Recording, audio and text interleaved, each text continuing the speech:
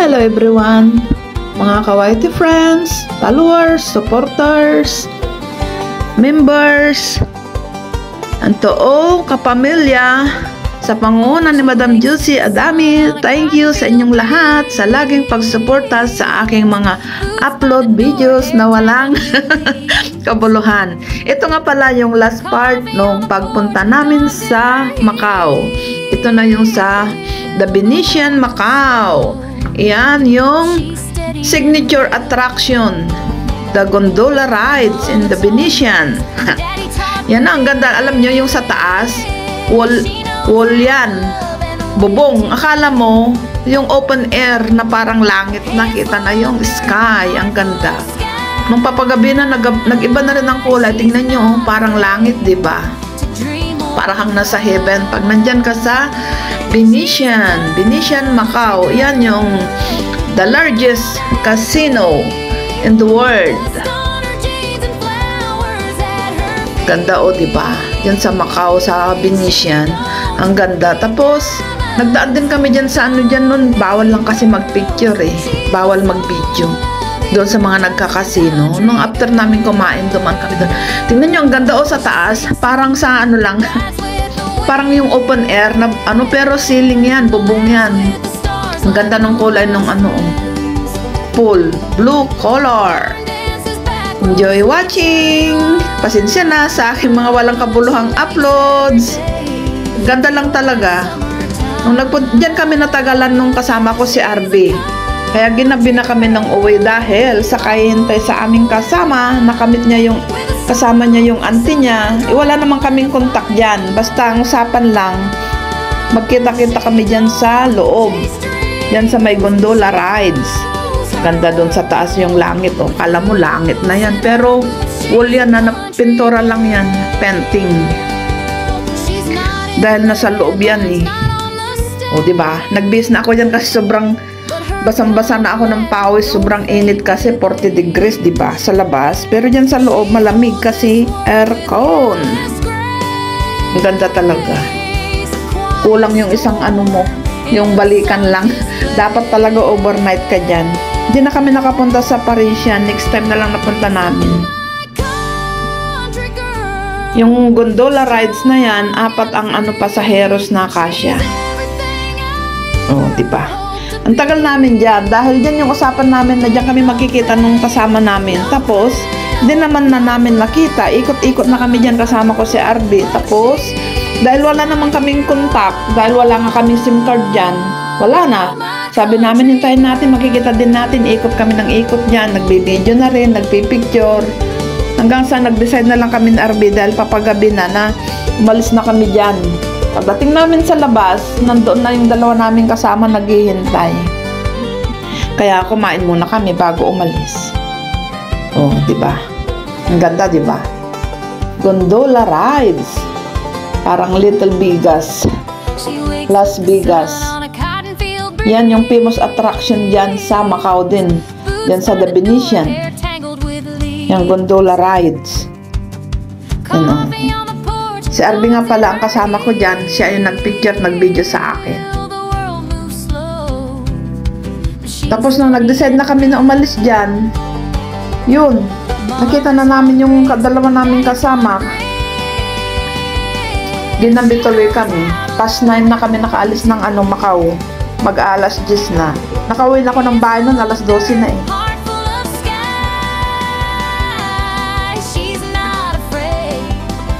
Yan, parang dyan sa sa Taguig, sa Manila. Di pa ako nakapunta doon. Nung papagabi na ganyan na rin sa taas. Parang na yung ulap, nag-iba na, sunset. Yung mga nila, naka-costume din sila.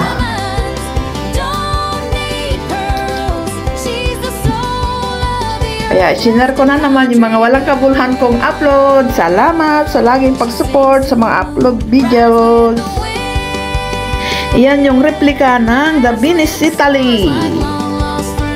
Grand Canal sa Venetian Macau, China.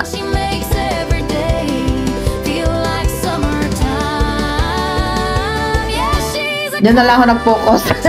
Hanggang sa pag-video mo na yung sa ano namin, papauwi na.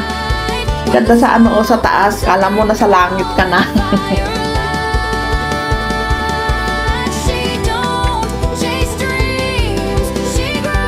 Ang ganda rin mga drawing sa taas o mga paintings na ano. Yan ay palabas na kami yan, no? Kumain muna kami. Tapos, ang ganda dyan, nung dumaan kami, nakita namin kumain sa mga nagkakasino. Daming tao, nadaanan namin. Kaso bawal lang mag-video. Yung mga upuan din na slot. Yan, lumabas na kami niyan. Ang ganda. Basta talagang ganda. Yan na yung Parisian. Kaso, hindi na kami pumunta dyan. Parisian Tower. Nag-iba ng kulay yan. Nung lumabas na lang kami dyan sa Venetian, kitang-kita kasi katabi lang. Pero wala na kaming oras dahil ano na, gabi na. Umuwi na kami. Next time na lang kami babalik dyan. Dahil malapit lang naman eh. Bali, 40 minutes lang naman yung ride. 40 to 45 minutes yung ride dito sa amin hanggang Macau. $65 ang pasahe. Ano sa Macau ka na, o diba? Nasa ibang country ka na. Ngayon dalon donor. Venetian. Yan na yung Parisian. Kitang-kita yung tower na yun. Nag-iba ang kulay. Nagmamadali na kami niyan. Punta na kami ng sakayan hanggang sa Lisboa. Yung bus na sinakyan namin dyan. Tapos doon sa Lisboa Hotel, doon naman yung sakayan namin ng bus na diretso na sa Macau Port. Yan na yung Parisian. Malapit, magkatabi lang kaso hindi na kami pumunta kasi wala nang time. Gabi na.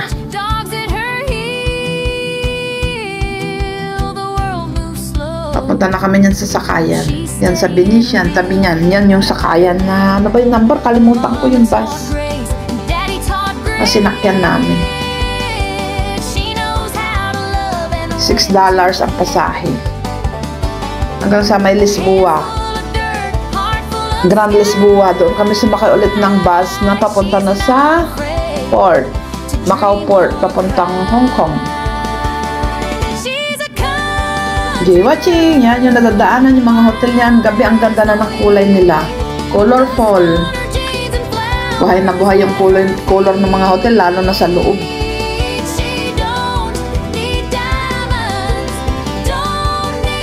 Yan ako magsasalita. Enjoy watching!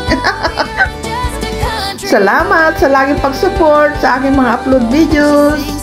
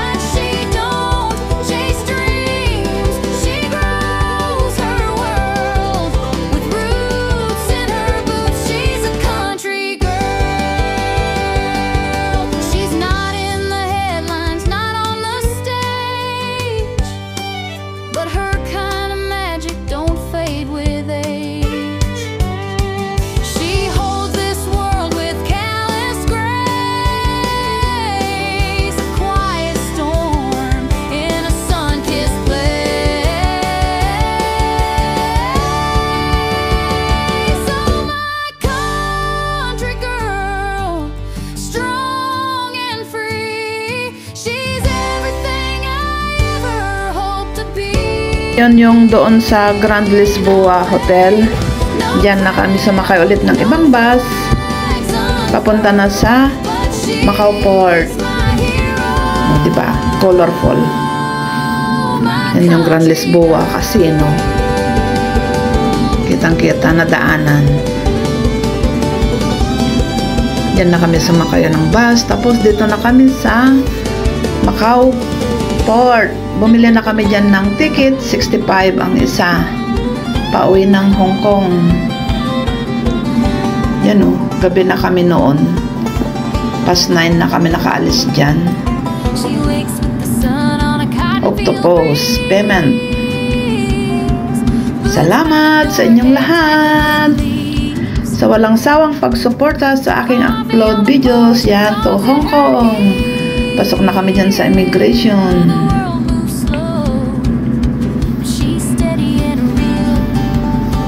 Ito na kami sa sakayan ng shuttle bus papunta dito sa Hong Kong. Yan, nakarating na kami ng Hong Kong.